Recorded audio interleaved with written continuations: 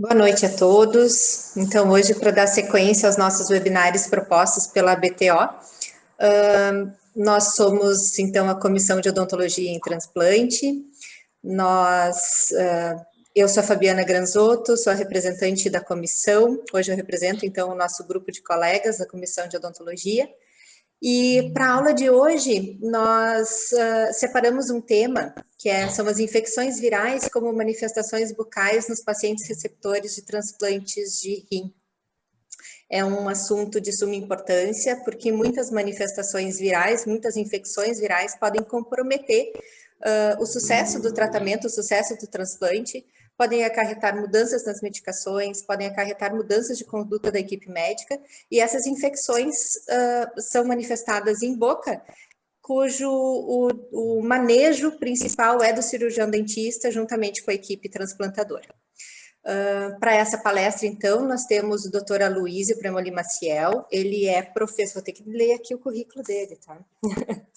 O Dr. Aloísio, ele é cirurgião dentista, mestre e doutor em estomatologia e radiologia pela FOB USP.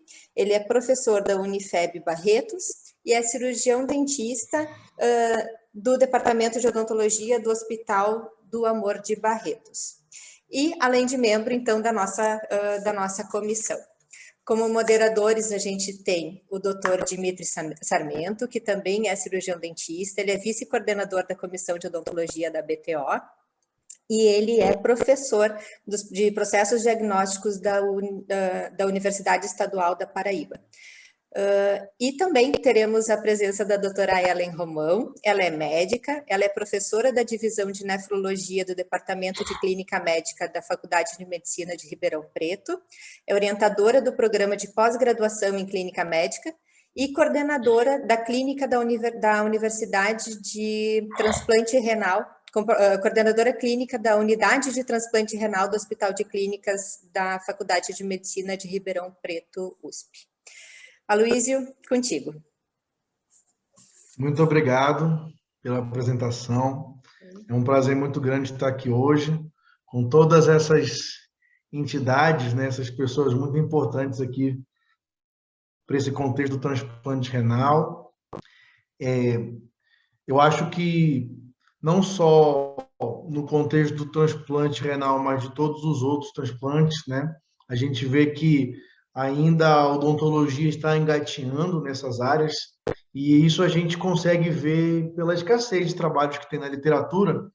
Então, como nós temos um público heterogêneo aqui na sala hoje, eu vou comentar um pouco tanto dos aspectos gerais como dos aspectos peculiares da odontologia, para que todo mundo, sendo profissional da saúde, consiga compreender um pouco esse contexto.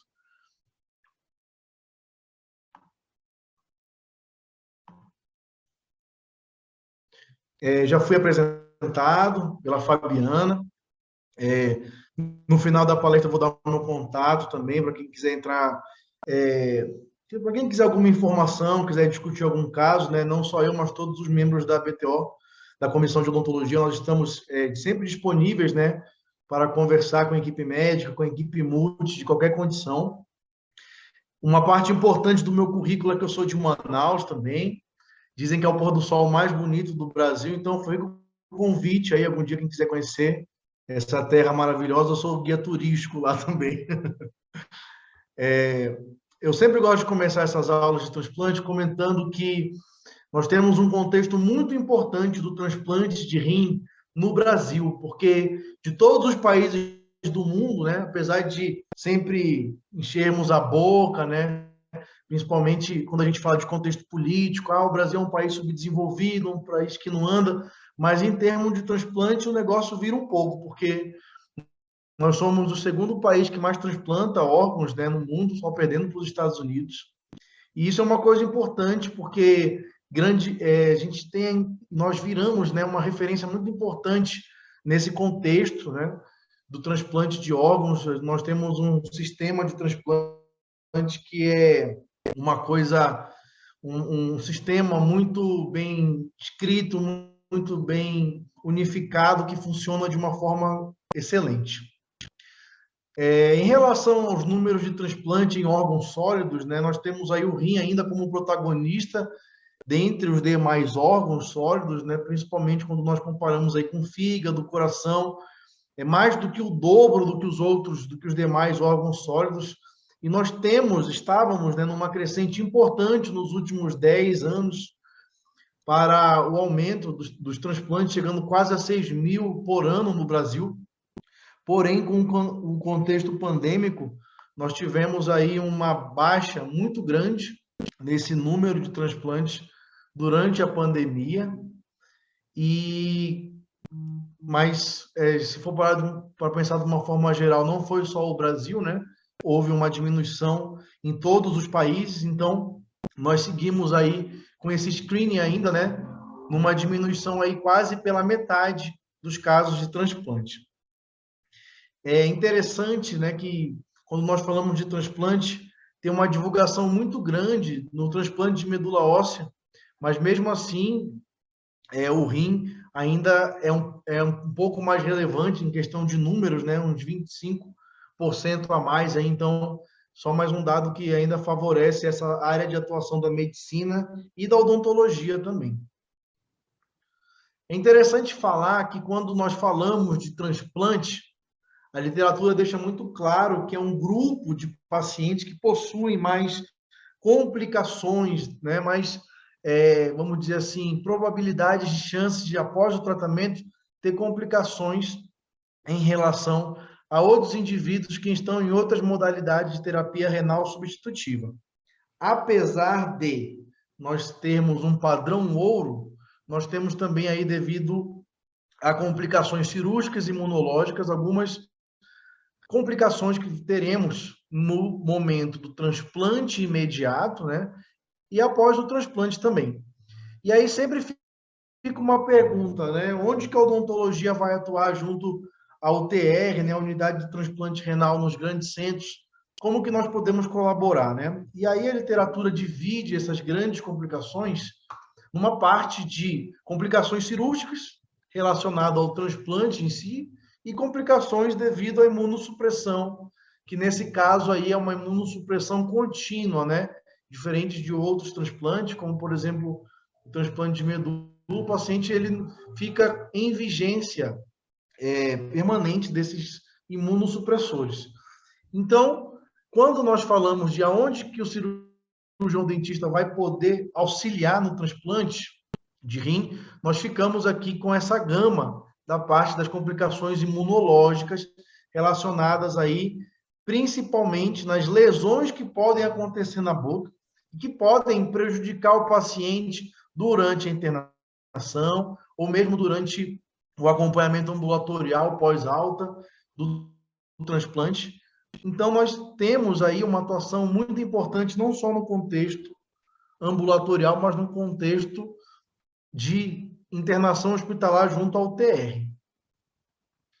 Esse slide é muito interessante também, que fala aqui das atuações do cirurgião dentista desde o momento da seleção do paciente, né, do controle de lesões bucais antes do transplante, para que se possa aí ter um segmento importante e minimizar essas complicações. Diferentemente de infecções odontogênicas, quando nós entramos nesse contexto de infecções virais pós-transplante, essa capacidade de previsibilidade, como nós temos, por exemplo, em infecções bacterianas de origens odontogênicas, ela se perde, porque eu vou ter aí componentes, né, multifatoriais mais obscuros na literatura que não vão conseguir com que eu tenha uma previsibilidade. Eu vou mostrar alguns slides de alguns casos clínicos para vocês e a gente consegue, como cirurgião dentista, saber quando que uma boca vai ter, por exemplo, o maior risco de ter uma infecção odontogênica, principalmente no contexto bacteriano e no contexto do ponto de vista fúngico. Porém, isso aí fica um pouco obscuro ainda, né? Quando nós falamos de infecções virais. E aí, nós ganhamos uma notoriedade importante, principalmente quando o paciente já foi transplantado e continua em segmento no transplante imediato e principalmente também em alguns anos após o transplante, como nós vamos ver mais para frente. Vale a pena lembrar que a literatura, ela comenta que dependendo do tipo de imunossupressor, eu vou ter uma atuação específica, né, no tipo de imunossupressão que vai ocorrer no paciente e assim também algumas manifestações sistêmicas e bucais específicas que também nós vamos comentar aqui durante a aula. Esse artigo do professor Paulo e do Valmir, que também fazem parte aqui, o professor Paulo da nossa comissão de odontologia em transplante, eles questionam nessa carta ao editor de uma revista qual seria a principal importância, né, no dentista, no contexto de transplante de órgãos. E quando nós levamos isso para o cotidiano clínico, nós conseguimos saber que muito mais do que lesões reacionárias a imunossupressores, lesões potencialmente malignas, nós temos um papel muito importante no controle de infecção, tanto no pré quanto no pós-transplante, tendo uma ênfase ainda muito mais relevante, como eu já falei para vocês, na parte pós-transplante, devido aí à imunossupressão. Esse artigo aqui é interessante também, que ele evidencia algumas lesões que podem ocorrer, independentemente do tipo de transplante sólido, e aí nós vemos que existem diversas alterações que vão ocorrer, mas que, devido à expertise do cirurgião dentista, possuir em fazer uma semiotécnica da boca adequada, tanto intraoralmente quanto extraoralmente na região de cabeça e pescoço, e com uma ênfase maior ainda dentro da boca, nós temos aí um certo protagonismo na hora de identificar essas lesões. Então, nós temos aí toda uma sequência clínica, né, como existem em todas as áreas da medicina, para fazer as semiotécnicas extrabucais e intrabucais para identificarmos lesões bucais e principalmente do cunho de infecção. Então, é interessante, né, evidenciar mais uma vez que não é uma obrigação do médico saber se o paciente está com essa infecção. Não é uma obrigação do enfermeiro saber quando o paciente vai ter uma infecção XYZ dentro da boca. Então, isso faz com que, dentro do contexto de internação e dentro do contexto de controle de infecção pós-transplante, para o transplante de rim, que tem uma série muito maior de publicação relacionada a essas manifestações bucais do que qualquer outro tipo de transplante, nós temos, então, aí um papel fundamental no auxílio dentro do corpo clínico e dentro da equipe multidisciplinar para conseguirmos aí fazer o diagnóstico preciso dessas infecções. Além do exame clínico, né, para evidenciar diversos tipos de infecções, nós temos ainda exames radiográficos, exames de cultura e antibiograma, controle de lesões por fotografia. E aí, mais uma vez, entra a grande dificuldade que é de diagnosticar lesões virais, principalmente para profissionais que trabalham em alguns hospitais do SUS, que não possuem os recursos corretos para fazer esse diagnóstico, porque, diferente de uma infecção bacteriana, por exemplo, de origem odontogênica, eu consigo evidenciar em uma série de outros exames no qual eu não vou conseguir mais na infecção viral. Até em infecções fúngicas mais invasivas, é possível se notar lesões ou sinais radiográficos. Porém, nas infecções virais, de novo, nós caímos em outro campo da obscuridade, onde a clínica sempre será soberana, porém, eu tenho aí uma gama muito menor ainda de exames complementares para conseguir realizar. Dentro as infecções oportunistas que existem no contexto do transplante de rim, evidencia-se aí principalmente infecções virais e fúngicas. E quando eu falo de infecções fúngicas, principalmente as candidíases bucais. E do ponto de vista de lesões virais, ainda a literatura também evidencia que, apesar do paciente transplantado de rim possuir diversos outros tipos de infecções virais com uma população dialítica vai ter bem menos, ainda o herpes vírus simples é o que vai mais manifestar na boca desses pacientes.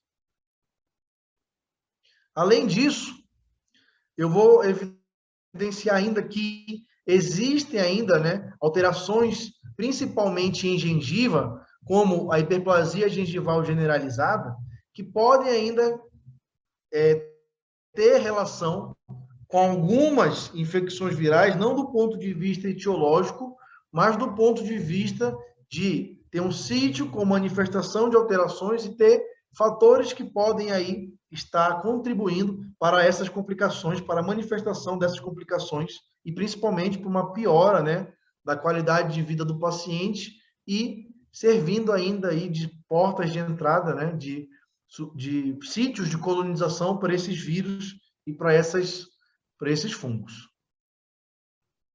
Então, do ponto de vista odontológico, nós vamos ter aí diversas manifestações bucais, né, como diminuição do fluxo de saliva, sensação de boca seca, né, xerostomia, ou até mesmo sinais clínicos desse ressecamento bucal, hiperplasia gengival medicamentosa, generalizada em todo o periodonto, infecções odontogênicas, principalmente de origem periodontal. Um paciente com doença renal crônica, né, ele já tem um comprometimento da gengiva e do osso que fica ao redor dos dentes, né, chamado periodonto, que vai complicar muito durante a diálise e esse resquício vai fazer com que haja lesões de sítios que vão reinfectar após o transplante. E aí, eu tenho ainda lesões do tipo virais, principalmente aí com ênfase, além do herpes simples vírus, no citomegalovírus, além do Epstein-Barr vírus e do papilomavírus na boca especificamente, tá bom? E vai ser aí um ponto aí de maior discussão durante o nosso encontro aqui hoje. Além disso, só para fechar esse contexto, tem uma crescente grupo de pesquisas, principalmente no Brasil e na Austrália, que estudam algumas alterações bucais do tipo potencialmente malignas e cânceres de lábio, câncer dentro da boca, nesses pacientes, que também vai ter aí alguma ligação com a manifestação de alguns vírus após o transplante de rim. E aí, esse slide é uma tríade que nós vamos ter, né, do que seria algumas infecções de origem odontogênica, principalmente nesse grupo de pacientes de origem periodontal. Então, os abscessos periodontais durante a internação, principalmente após o início da imunossupressão, onde eu tenho sítios que estavam ali, vamos dizer assim, numa infecção subclínica, num equilíbrio maior com o sistema imunológico, eu vou ter a debelação e a manifestação clínica dessas condições que muitas vezes se assemelham com outras lesões ou que por terem, na verdade, uma manifestação clínica sutil, fica muito complicado para a equipe médica fazer o diagnóstico, se não for uma coisa muito evidente na boca.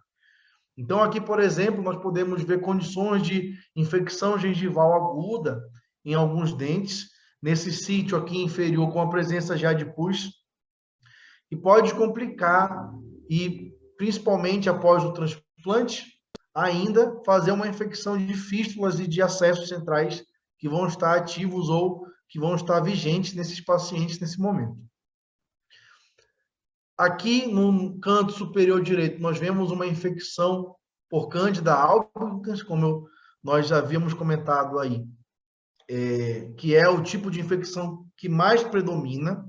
Porém, como nós vamos ver, essas infecções, além de ocorrerem com maior probabilidade após o transplante, ainda podem se manifestar muito mais, de uma forma muito mais incidente, se eu tenho soluções de continuidade na boca. Principalmente quando eu tenho essas úlceras na boca causadas por infecções virais. Então, vejam que eu tenho aqui manifestação de uma pseudomembrana e aqui uma manifestação de úlceras com essas características concêntricas, que é uma manifestação da estomatite herpética, né? Quando a herpes não só se manifesta na região perilabial, porém consegue se manifestar ao redor da boca. Então, eu tenho, como tanto da parte médica quanto da parte odontológica, já está cansado de saber que existe uma mudança muito grande na manifestação clínica de qualquer tipo de doença, principalmente as infecciosas, nesses pacientes. Esse padrão que eu tenho, clássico da herpes, que vai envolver, ou até outras infecções virais, que vão envolver aí principalmente lábio, região de mucosa peribucal, gengiva e palato duro, vou ter uma manifestação um pouco mais diferente, tanto do ponto de vista de localização, quanto do ponto de vista de manifestação clínica. Então, complica mais ainda, até para quem já tem uma especialidade ou quem tem experiência na parte de diagnóstico de boca, já é complicado para nós, imagine para os demais profissionais aí que vão estar atendendo para esses pacientes. Então, vocês vão ver alguns casos que nós vamos mostrar aqui, de alguns artigos, que esse padrão aqui encontrado na literatura, às vezes é raro de ser achado. E o que a literatura mostra de infecções virais, especificamente, né, nessa população renal?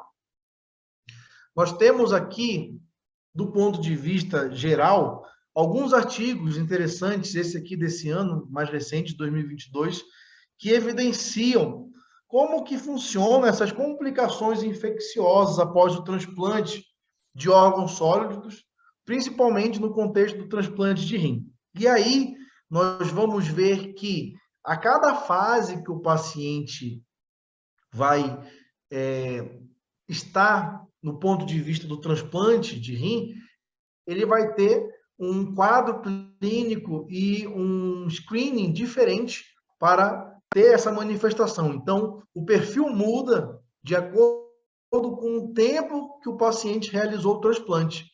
Isso, para quem é da área odontológica, pode ser que não fique muito claro essa informação. Porém, ela vai ser uma informação muito importante quando eu quero fazer uma busca ativa de uma lesão específica dentro da boca. E aí é interessante falar que, dentre todas essas complicações, eu vou ter que, principalmente, infecções virais que vão estar associadas aí diretamente a maiores complicações, tanto do ponto de vista de transplante imediato e transplante tardio de rim. Uma coisa que é interessante que esse artigo fala é que, além de mudar esse perfil, onde no início eu vou ter um perfil muito mais associado a infecções nasocominais, infecções que vão predominar, infecções de origem microbiana, do tipo bacteriana, eu também tenho uma predileção, né, para a infecção de vírus baixa. Por quê? Tem um motivo. O paciente está fazendo aqui, além da antibiótico terapia profilática, altas doses, né, de antivirais. E aí, depois desses 30 dias, quando eu tenho antes ou com a profilaxia e depois da profilaxia, mesmo assim, ainda tenho a manifestação de alguns tipos de vírus, como, por exemplo, o poliomavírus, um tipo de vírus que vai manifestar de uma forma não tão incomum, mesmo durante a profilaxia antimicrobiana. E aí, quando eu falo profilaxia antimicrobiana, antifúngica, né, antibacteriana e antiviral. E aí, imediatamente ainda, após a remoção desses antivirais, lá pelo 28º, 30º dia, eu vou ter aqui já a manifestação de alguns protagonistas, como, por exemplo, lesões fúngicas da família do herpes vírus, como o herpes vírus simples tipo 1 e tipo 2, o citomegalovírus e até a varicela zoster vírus.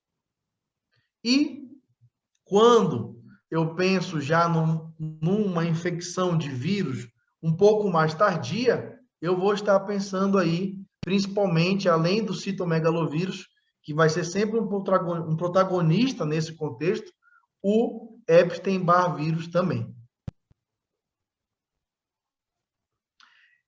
Como nós estamos falando de vírus, né, eu achei interessante também mostrar aqui um pouco do contexto do COVID após o transplante.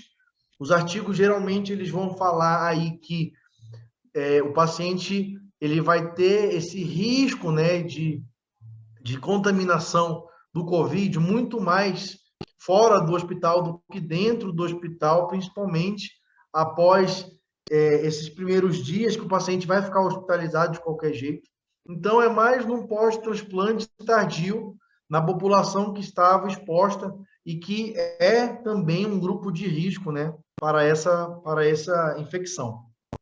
Uma coisa que eu achei muito interessante em relação ao COVID e aos pacientes renais é que existe um cuidado muito importante por toda a equipe de transplante renal, porque quando esse vírus afeta essa população, nós temos aí uma incidência muito maior, de quase 20% dos pacientes necessitarem ir para uma terapia intensiva quando contraem esse vírus. A literatura global fala aí aproximadamente 20% dos pacientes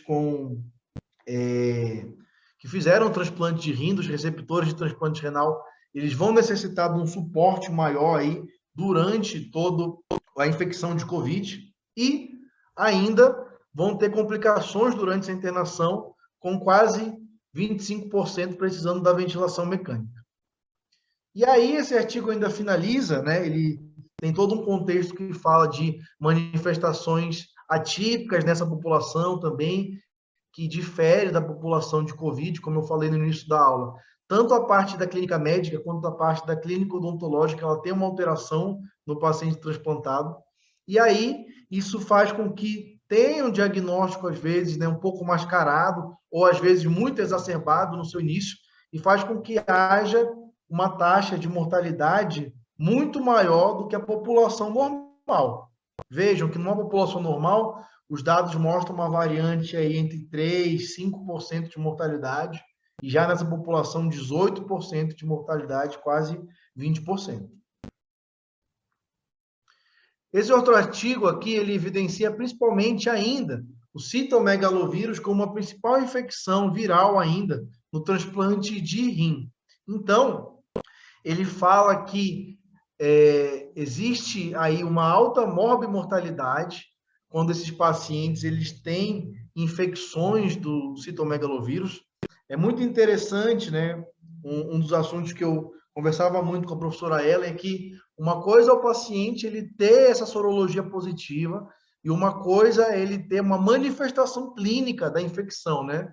Ou seja, uma coisa é ele ter a infecção do vírus latente e outra coisa é ele ter realmente a doença infecciosa. Então, dessa população aqui, desse estudo, que foram 319, 8% tiveram as manifestações clínicas da infecção. E aí, nessa população que manifesta clinicamente, né, que não consegue se controlar, pela regulação dos imunossupressores, pela parte medicamentosa de controle de replicação viral, eles têm ainda aí uma maior taxa de complicações sistêmicas, do tipo hemodinâmicas, e ainda vão ter maiores taxas de rejeição do transplante. Então, tudo isso vai contextualizar aí um pouco, né, de diferentes perfis da amostra. Nesse caso aqui, a amostra também tinha um nível um pouco alto da infecção do vírus. A literatura fala que o citomegalovírus, né, ele vai acometer principalmente mais de 50% dos casos, né, que vão ter aí uma morbimortalidade grande nos pacientes transplantados, e as principais manifestações clínicas vai ser febre, leucopenia, pneumonite e hipotensão, tá bom? Esse estudo ainda, ele fala, né, que os centros que às vezes não vão conseguir estender ou que paralisam ou mesmo que não fazem a profilaxia antiviral adequada, vai ter uma maior incidência, né, de infecção pelo citomegalovírus e uma maior incidência da rejeição. Então, quando a gente pensa na atuação do cirurgião dentista, isso é uma informação importante, porque além de eu participar do controle da infecção, eu vou estar também participando no controle, né, da rejeição do órgão ou da possível, né, quando a gente fala de infecções gerais, de uma infecção à distância do enxerto. Então, é interessante aí, né, que além desses maiores índices de imunossupressão, essa lesão também ela vem sendo relacionada com essa complicação após o transplante de rim. E aí que a gente abre um sinal importante. Porque muitas dessas manifestações desses vírus, elas vão ocorrer primeiramente na boca. Por isso que a boca ela vai virar um sentinela importante para a sinalização clínica dessas manifestações.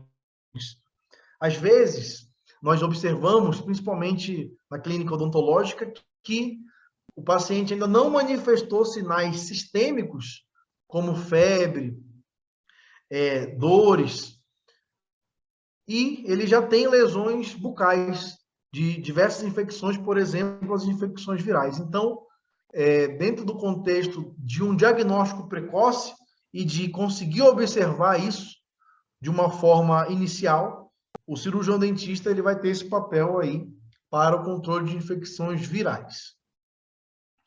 Essas infecções, como nós já discutimos, muitas vezes elas vão estar ocorrendo de uma forma oportunista devido à imunossupressão e muitas vezes vão ter características diferentes, deixando até, muitas vezes, cicatrizes nas regiões onde elas se manifestam. Então,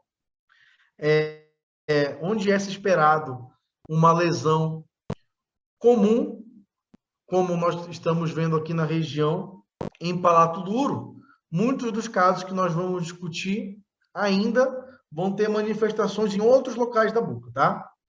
Uma coisa que dificulta muito essas hipóteses, para quem não está acostumado, é que dependendo do tipo de vírus, eu vou ter tipos de lesões diferentes. Por exemplo, quando eu falo do Epstein-Barr vírus, citomegalovírus e herpes, eu vou ter um padrão maior de manifestações de lesões bucais do tipo úlcera, exulceração, erosão.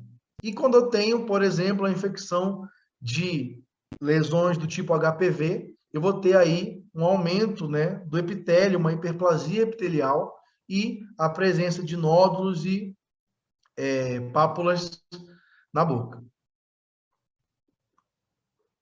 Aqui são alguns casos de infecções bucais em pacientes transplantados de rim. E nós vemos que, mesmo em mucosas não ceratinizadas, eu consigo observar essas úlceras, tá? Então, quando o paciente é imunossuprimido, a lesão fundamental que vai manifestar são lesões de cunho mais invasivo, como úlceras pseudomembranosas. E aí, muitas vezes, né, elas não vão ter mais esse formato concêntrico, como nós observamos aqui. Aqui eu vejo que é uma lesão grande, era para ter uma reação inflamatória muito maior, aqui um halo eritematoso muito maior nessa úlcera. Porém, devido ao contexto de imunossupressão, eu tenho também essa parte inibida. Ou seja, eu consigo observar que não tem uma manifestação que se espera.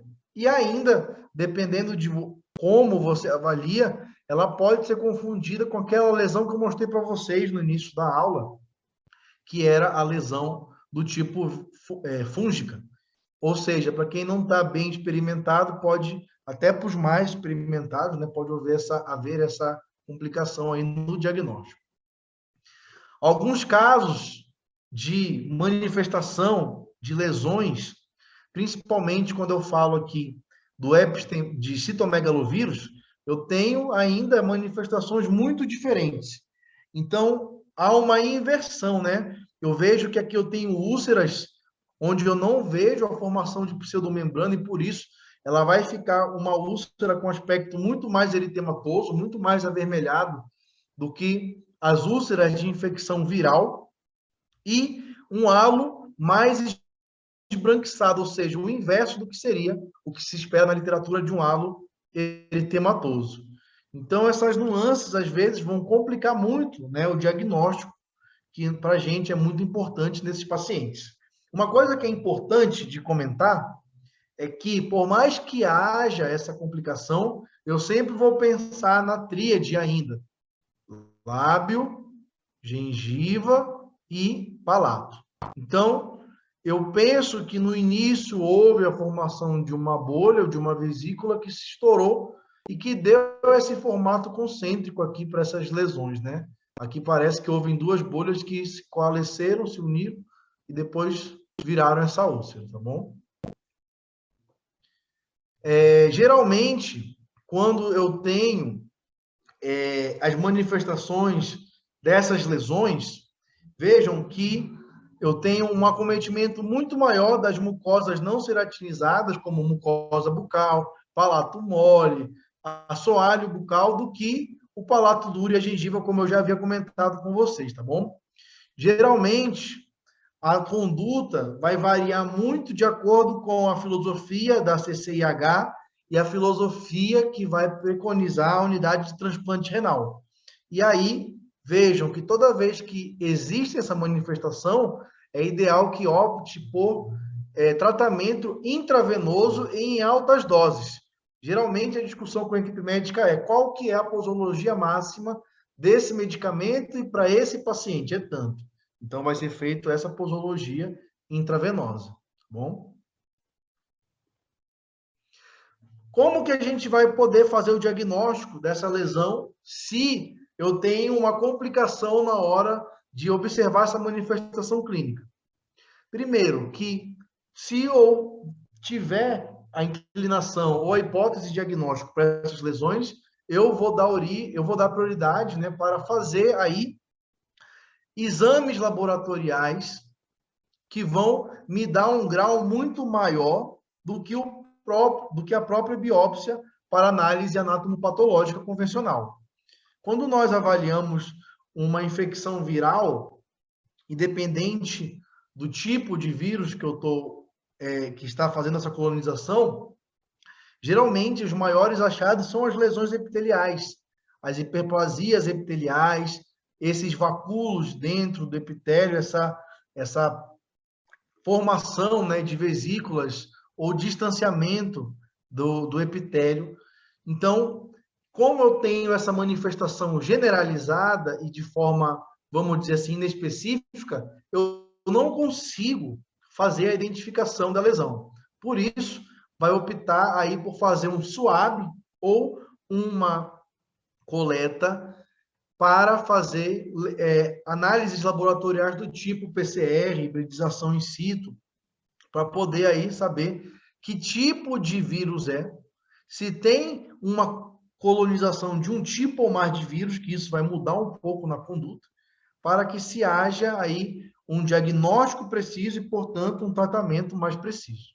Então, preconiza-se que faça aí a coleta, né, do material por um SWAB, e aí, através desse SWAB ou uma biópsia, fazer a cultura viral ou PCR, hibridização in situ, para que se possa identificar.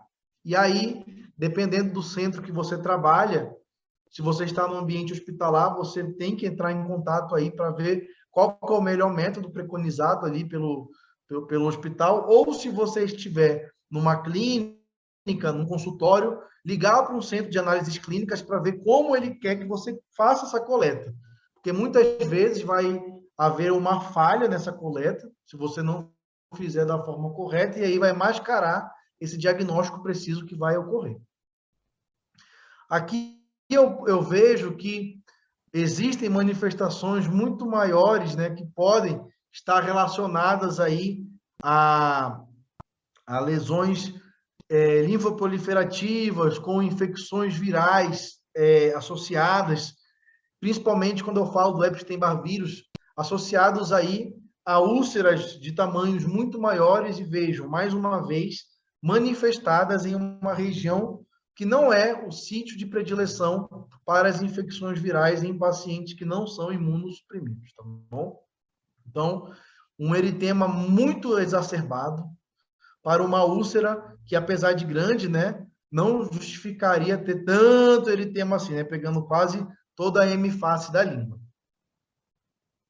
E aqui, alguns métodos, né, que preconiza-se na literatura, né, ou que a gente pode ver que tem que ser feito, ou que podem auxiliar, né? Análise anatomopatológica, infiltrado crônico na região, né, fazendo hibridização in situ, alguns tipos de imunohistoquímica, ou, como eu já falei para vocês, o padrão ouro, que vai ser aí a cultura e o PCR da região infectada.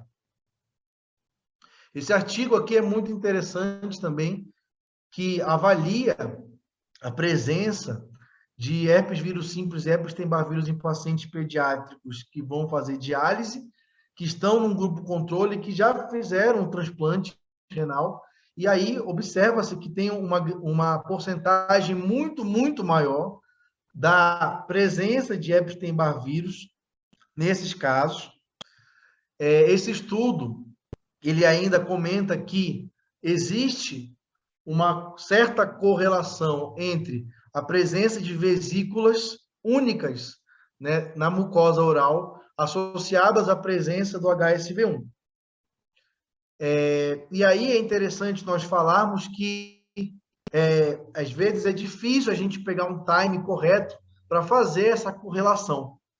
Então, esse artigo ele é interessante porque ele joga aí na nossa cabeça, né, de quem vai estar avaliando isso, que se eu tenho ainda uma manifestação naqueles sítios, né, de predileção clássica e de vesículas únicas, eu tenho aí uma tendência a ter, apesar de possuir o Epstein-Barr vírus em grandes incidências, uma associação mais da manifestação clínica, que é aquilo que eu já comentei com vocês, que se discutia muito lá em Ribeirão e nos outros centros que eu tive a oportunidade de trabalhar, do que é mais importante, né? O mais importante, como a gente já falou, é prevenir ou identificar corretamente a manifestação clínica dessa doença. Então, apesar de ter maior presença de um vírus, a gente vê a manifestação de outro aqui se sobrepondo. Esse caso aqui é muito interessante, como eu já falei para vocês, às vezes é importante a gente saber que a infecção viral, por ser uma solução de continuidade da úlcera, ela acaba sendo um sítio de co-infecção para fungo, principalmente a Candida albicans, aí causando uma candidíase. E aí, um paciente imunossuprimido com a presença dessas lesões virais acabam propiciando aí o quê? Uma candidemia. E aí, quando eu tenho a cândida em esôfago, em orofaringe, eu vou ter aí maiores riscos de trombose, maiores riscos de pneumonia. Então, é um contexto que, a partir de uma lesão viral, eu vou ter complicações ainda de outras doenças infecciosas que vão aí acabar tendo uma projeção para outros órgãos e complicando ainda mais, aumentando mais a morbidade desse paciente. Num contexto ainda de lesões virais, eu tenho ainda alguns estudos que avaliam a presença do HPV na região de cabeça e pescoço de pacientes transplantados de rim e, assim como já é dito na literatura para os pacientes que não são transplantados, o principal sítio observado ainda vai ser a orofaringe desses pacientes, tá? É realizado, né, essa identificação por SWAB da orofaringe, e nesses estudos eles avaliam aí, principalmente nesse de 2020, que 28%, quase 30% da população que transplantou vai ter esse vírus presente também na orofaringe. E, assim como a literatura já vem apontando há uns 10 anos para cá, principalmente em pacientes de idade sexual precoce e em pacientes jovens. Ou seja, quanto menor a idade que o paciente iniciou a atividade sexual, maior foi a presença também dessas lesões aí. E aí sempre vem um questionamento se essas lesões vão ou não evoluir para lesões potencialmente malignas, né? Lesões malignas na região da cabeça e pescoço. E esse artigo ele evidencia isso, né? Que por ter essa presença do HPV também em grande parte da população transplantada, fazer um correto monitoramento dessas regiões também de orofaringe e boca. Numa conclusão geral da aula, a gente pode concluir exatamente o que a doutora Fabiana falou no início da aula, né? Que existe um contexto muito importante no ponto de vista de preservação do enxerto, controle de infecção, diminuição do tempo de internação hospitalar, relacionado a complicações como infecções virais em pacientes transplantados. E nesses casos, o cirurgião dentista ele vai ter uma grande contribuição, principalmente aí para fazer um diagnóstico precoce e sinalizar a equipe de transplante renal para tomar aí uma conduta e iniciar um tratamento enquanto ainda há uma manifestação precoce dos sinais, tá bom? Eu gostaria de agradecer à BTO pelo convite, a Comissão de Odontologia em Transplantes. Deixo aqui os meus contatos das mídias sociais que eu uso, os meus e-mails profissionais, e aproveito ainda para divulgar o livro da Comissão de Odontologia, que vai relatar tudo isso que já tivemos no contexto renal, mas abrangendo também para transplante de medula, transplante de fígado, coração, de ossos e todo o contexto que envolve aí o transplante de órgãos e tecidos. Mais uma vez eu agradeço e me coloco à disposição aí para os questionamentos e para a gente começar a nossa mesa redonda. Muito obrigado. Boa noite, pessoal. Antes de tudo, queria agradecer mais uma vez a disponibilidade da doutora Fabiana Granzotto e também da doutora Ellen Romão. A gente sempre escuta falar da doutora Ellen e aí a gente tem o prazer de estar com ela aqui para discutir um pouquinho desse assunto tão importante, né? Acho que é interessante também a gente ressaltar a importância desse momento que é no contexto interdisciplinar e multidisciplinar na realidade, em que a gente consegue ter uma discussão mais aprofundada quando a gente inclui vários profissionais. A Luísa, eu queria agradecer pela apresentação que você fez, foi extremamente esclarecedora, realmente trouxe dados muito interessantes sobre o assunto. E obrigado. A gente agora inicia realmente aquela discussão, aquele momento realmente de troca de informações, de troca de figurinhas, digamos assim. Eu vou iniciar com uma pergunta que fizeram aqui no chat, do Di Armando, acho que é isso, Benavides. O peruano, ele está aqui também com a gente, e ele queria saber qual que era a questão do diagnóstico diferencial que a gente faria com essas lesões virais em relação com a doença do enxerto versus hospedeiro. E aí, Luiz, eu deixo a palavra contigo para você iniciar e depois eu passo a palavra para a doutora Ellen também complementar com alguma coisa, caso seja necessário. Tá ok. É interessante comentar que, primeiro, a doença do enxerto contra-hospedeiro, ela vai ser uma manifestação muito mais de transplantes de células, né, transplante de tecidos, e não de transplantes de órgãos sólidos. Mas, quando você for querer diferenciar isso de uma lesão para outra, eu vou ter, no caso da doença do enxerto contra-hospedeiro, lesões do tipo erosivas, mas muito mais lesões em formas de placa branca com estrias, né? Lembrando aí lesões de líquen plano, tanto que a literatura bota, né, em inglês lichen-like, né?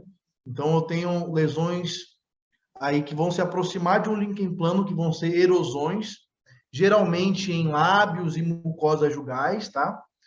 E essas lesões vão ter um aspecto interessante que às vezes é manifestar a estria de Wickham, porque ela vai ser uma placa que vai ter um aspecto semelhante a uma rede de pesca, né? Então vai ter um entremeamento dessas, vamos dizer assim, placas lineares que formam a estria de Wickham e não uma úlcera, né, concêntrica, que é o de infecções virais.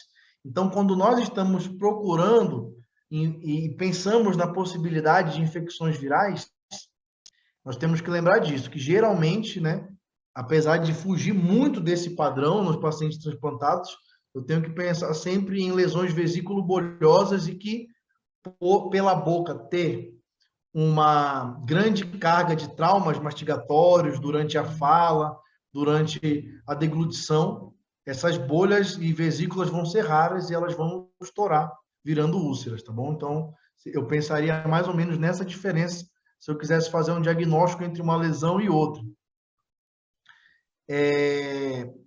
E aí, do ponto de vista do diagnóstico diferencial da própria lesão viral, se for uma lesão única ou múltipla, a gente vai mudar essa hipótese, né? Eu sempre tenho que saber se o paciente não está tendo lesões de toxicidade medicamentosa, se ele não traumatizou, fazer um screening aí completo, né? De acordo com a lesão fundamental que ele manifestou.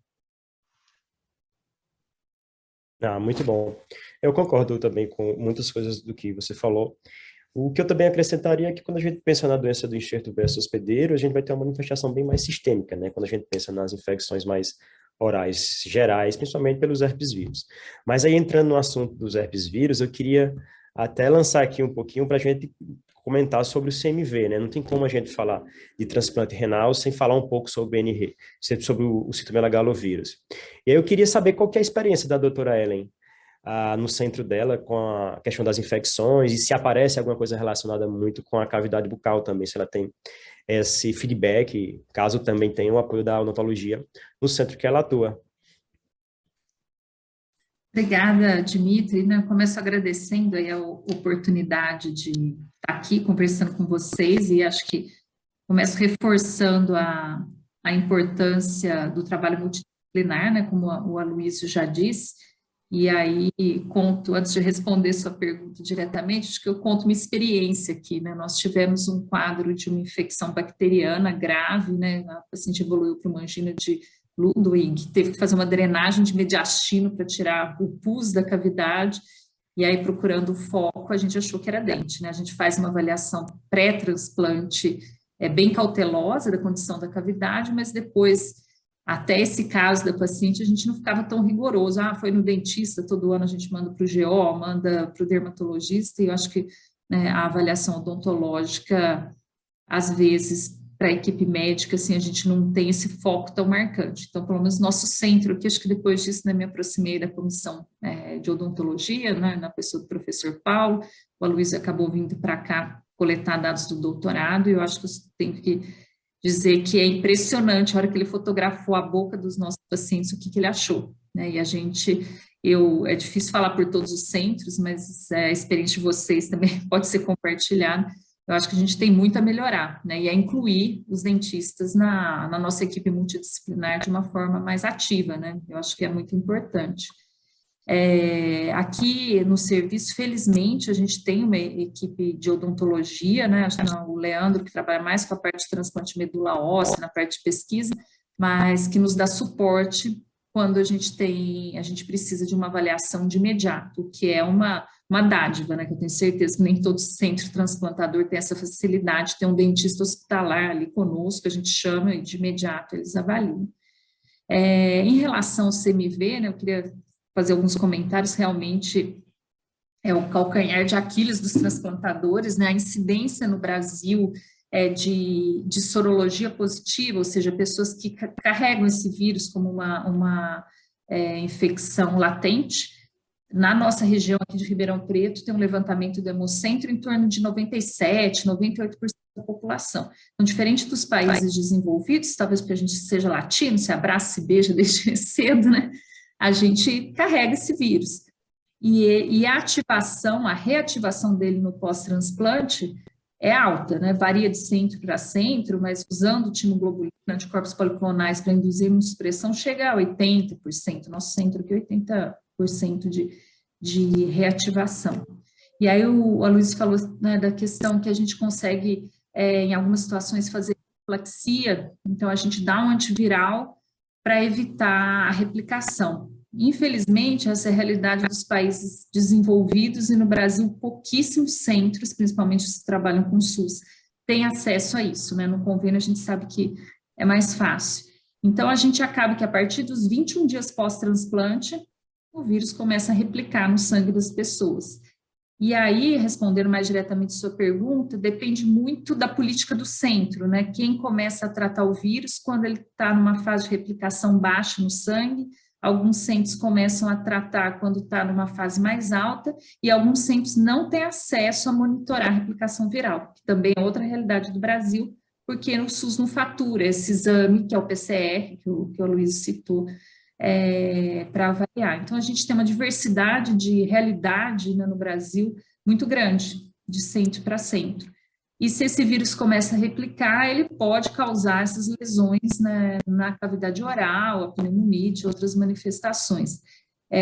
Eu acho que assim, é muito importante que a gente acrescente no exame físico do paciente o exame da cavidade oral, né, e a gente busque, é difícil a gente pensar que vai ter um dentista em todo o retorno do paciente, mas que a gente pelo menos examine a cavidade e tendo alguma lesão, a gente tem um apoio aí para fazer o diagnóstico diferencial, que a gente não tem expertise para fazer o diagnóstico diferencial dessas lesões. E como bem disse a Luísa, a clínica é soberana, a gente vai olhar, vai achar o que é. Alguns lugares a gente vai ter acesso para fazer o exame, né, o PCR, que é o mais acessível, cultura, acho que é bem difícil, né? Eu não tenho certeza que se a gente consegue fazer o PCR na lesão, no suave de boca, mas eu acho que é praticamente certo que é possível, porque a gente faz em sangue, faz em urina, então acho que o suave seria uma coisa tranquila, né?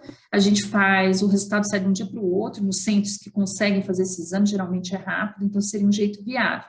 E para quem não tem acesso ao exame, a gente trata pela clínica, né? Tem o fator de risco que é ser transplantado, a incidência alta na nossa população de ter o vírus latente no organismo. Então, tendo a lesão e a hipótese de que seja, a gente provavelmente vai começar com o antiviral. E às vezes a gente vai usar o antiviral que atinge, né, o herpes vírus e o citomegalovírus, que seria, né, o ganciclovir, se a gente fica em dúvida ali pela clínica se é um herpes vírus ou se é um citomegalovírus. Eu acho que muitos serviços acabam tratando empírico, baseado na clínica, né, da avaliação odontológica junto com a clínica médica associada. Então, essa experiência, mas assim, não é raro a gente encontrar essas lesões, eu acho que muitas vezes nós médicos deixamos passar, porque a gente não faz esse exame minucioso da cavidade, né? Posso estar pecando de falar por todos, mas a gente sabe que é muita coisa para vir no pós-transplante e isso muitas vezes passa. Sim, eu concordo. A gente também tem a experiência nesse sentido, né? Infelizmente, a gente sabe que a odontologia ela não está ainda na vanguarda em todos os centros de transplante, embora isso tenha crescido nos últimos anos, e é importante, como você já mencionou. Por exemplo, o PCR mesmo a gente consegue fazer na lesão, principalmente quando ela está naquele estágio mais vesicular, que a gente tem mais proliferação viral e consegue realmente detectar. O que eu acho interessante também, compartilhando um pouco sobre a experiência dessa relação multidisciplinar que a gente tem, teve um caso aqui na nossa região que foi bem interessante. O paciente ele entrou com febre, né? E pelo protocolo, aqui na região da gente, quando o paciente entra com febre, sem nenhuma aparência clínica, sem nenhum dado clínico aparente, é indicado de imediato fazer PCR na pesquisa do rastreamento do CMV, né? Que realmente é o grande calo da infecção do paciente transplantado renal. E deu negativo, né? O paciente passou 2 dias com febre e nesse hospital a gente não tinha dentista. E aí, por acaso, na época eu estava na pesquisa do doutorado e acabei que ele foi alocado para a minha pesquisa. Quando fiz a avaliação, ele tinha uma infecção bucal de um dente. Era um dente que estava com supuração e era o foco da infecção dele. A gente fez o tratamento intra-hospitalar, com 2 dias ele recebeu alta e foi tratado de forma ambulatorial com amoxicilina. Então, de fato, a gente ter esse feedback médico, dentista, enfermeiro, psicólogo, é fantástico no cuidado ao paciente, né? E eu acho que o Aloysio também tem experiência, a Fabi também trabalha no grande centro, tem uma experiência em relação a essa integração e esse atendimento ao paciente transplantado renal, né?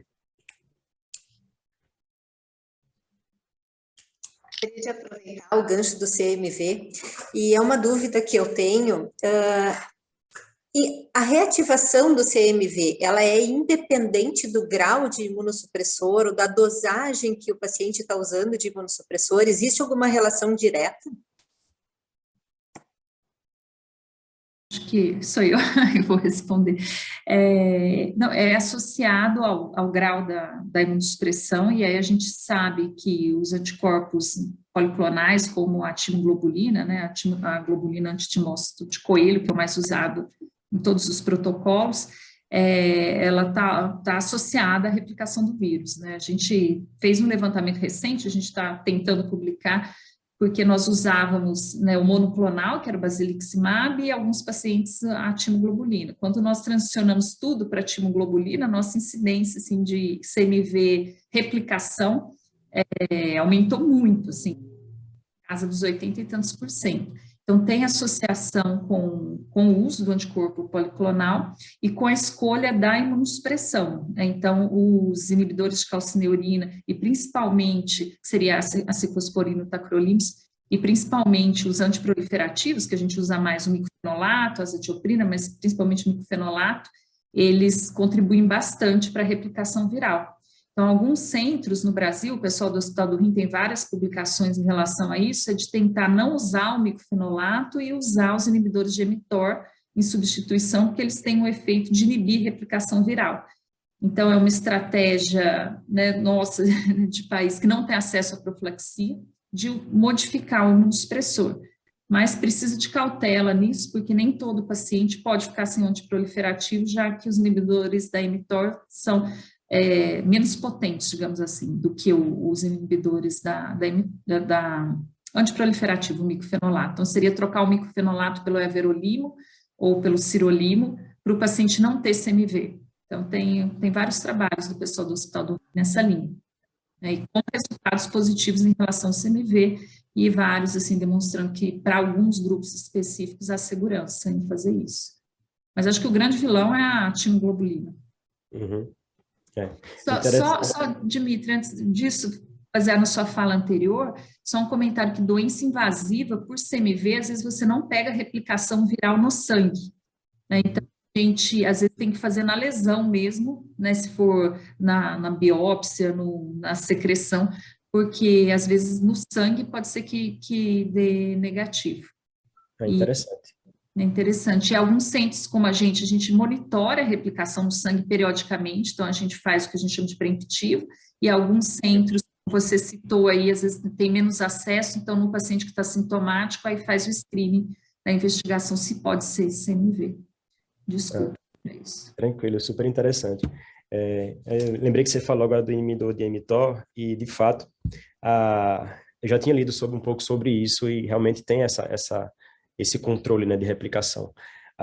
Só uma informação extra também, quando os pacientes passam a tomar os inibidores, principalmente o everolimo, a gente começa a ter citotoxicidade de mucosa, então eles começam a apresentar úlceras que doem assim e praticamente nada dá jeito. Então, às vezes, a gente tem até que substituir um pouco a medicação ou diminuir a dose na tentativa de conseguir conciliar, né, o uso do inibidor, como também a qualidade de vida da pessoa, né? A gente teve um paciente internado no H-Rim, na época que eu estava em São Paulo, em que ele tinha úlceras extremamente dolorosas, e era pelo uso do everolimo. A dose dele, eu acho que era em 8 miligramas, ou era 12 miligramas, eu não lembro. E a gente teve que diminuir pela metade, e aí ele realmente respondeu assim, e antes a gente já tinha tentado tudo possível, até laser a gente tinha feito e não tinha tido resposta. Mas só um dado mais para a gente enriquecer a nossa discussão aqui. Doutora, eu tenho só uma dúvida, na realidade é uma curiosidade.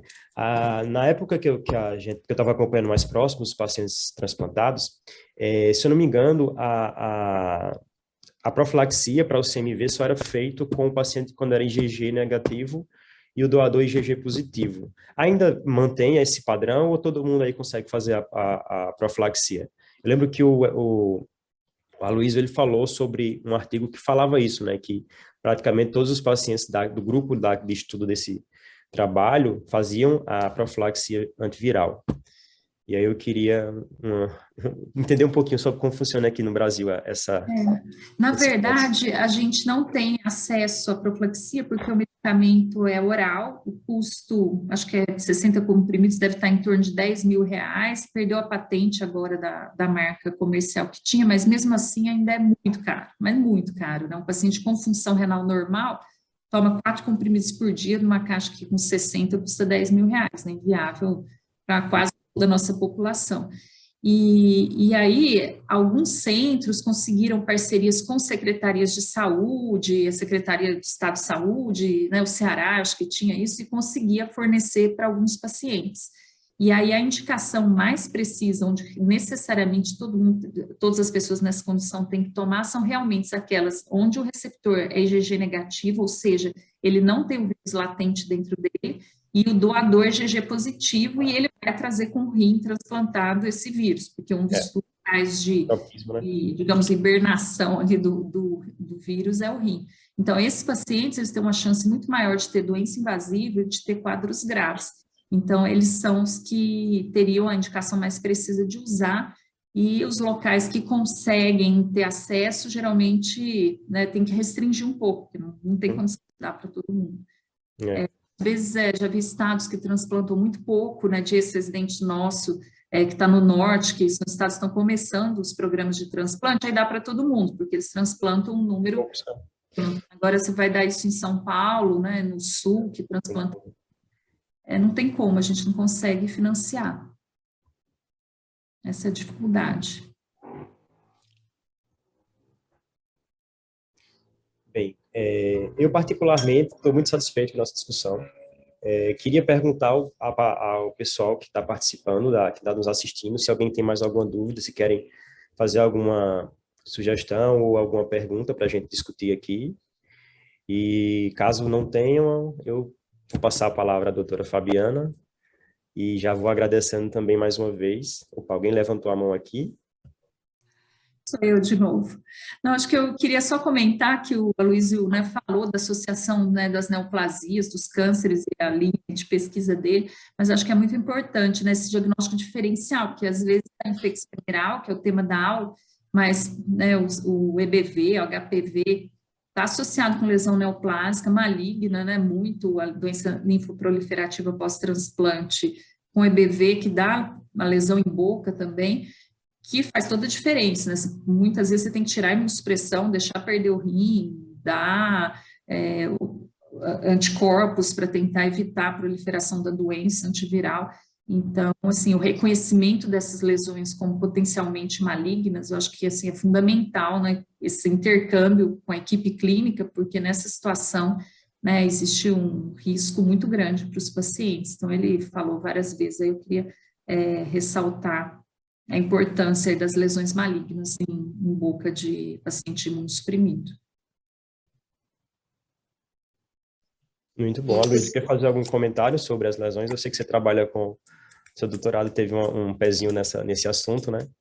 E eu acho interessante que realmente é um tema extremamente pertinente, né, para esse grupo. Apesar da prevalência ser teoricamente baixa para o N, mas a gente sabe que a gente tem como rastrear com prevenção, né? A gente consegue, principalmente na boca, que é uma região que você consegue ver o que está acontecendo. Fácil acesso. Então, a gente tem, na realidade, esse dever moral, né, e profissional de fazer esse rastreio, principalmente desses pacientes. Fala um pouquinho da sua experiência para a gente nesse ponto. Primeiramente, é um desafio muito grande, né, trabalhar com esse grupo de pacientes, tanto do ponto de vista clínico como odontológico, porque existe muita sobreposição, né, de lesões se manifestando ali. E nós temos uma responsabilidade muito grande, principalmente no Brasil. Nós temos toda uma cultura agropecuária, uma colonização de imigrantes europeus, que faz com que a nossa população ela tenha um perfil muito grande para desenvolvimento, né, de lesões potencialmente malignas, do ponto de vista em pele e lábio, devido à exposição solar em pacientes brancos, e além de ser uma população altamente tabagista, né? Aqui em São São Paulo, muitos trabalhadores de campo, rurais, né, expostos aí a todo tipo de fatores de tabagismo, pesticidas. Então, é uma coisa assim que realmente tem uma importância muito grande, como a professora Ellen falou. Tenho certeza que é subdiagnosticado.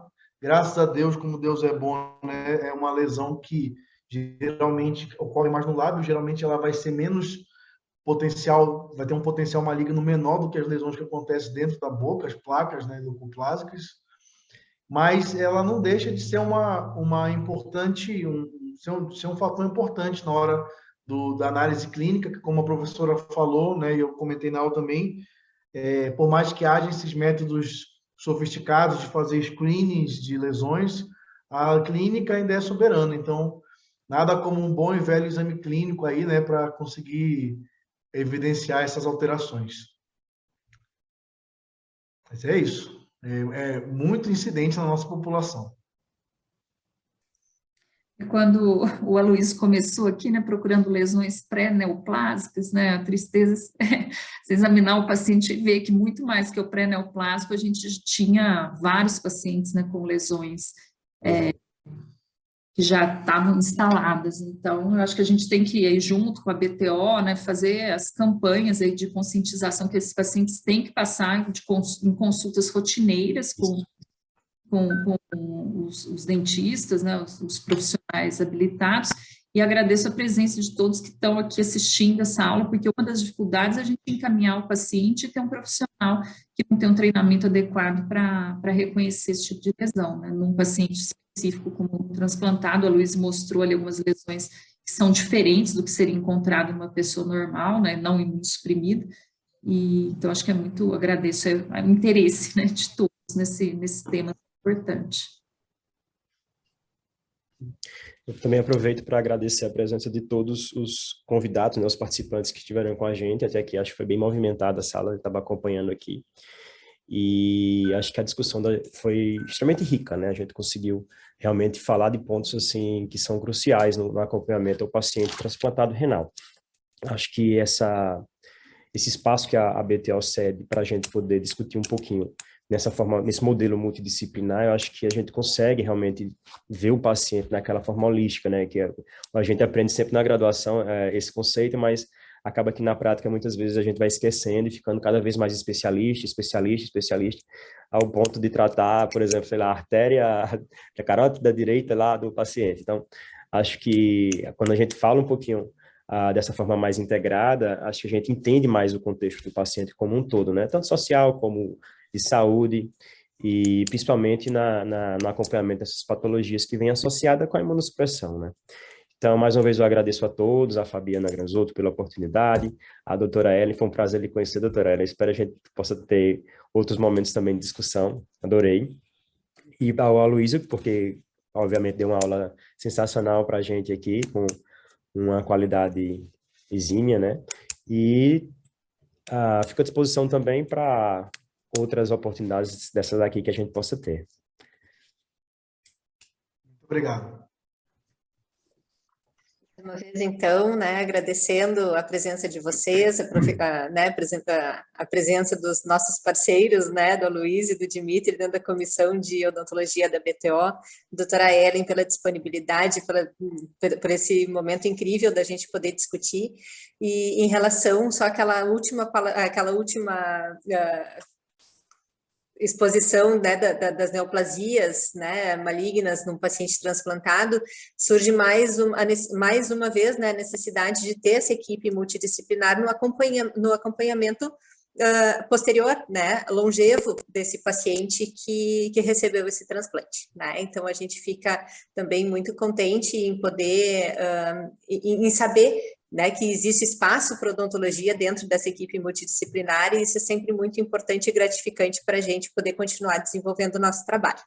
A gente está tendo aqui um feedback bem legal dos participantes da sala, todo mundo gostando muito, agradecendo a presença e a rica discussão do nosso momento, e acho que não temos mais nada, né, a complementar, então agradecendo mais uma vez, e a gente encerra então o webinar de hoje. Obrigada a todos. Tchau, tchau. Tchau, tchau. Obrigada a todos. Tchau, tchau.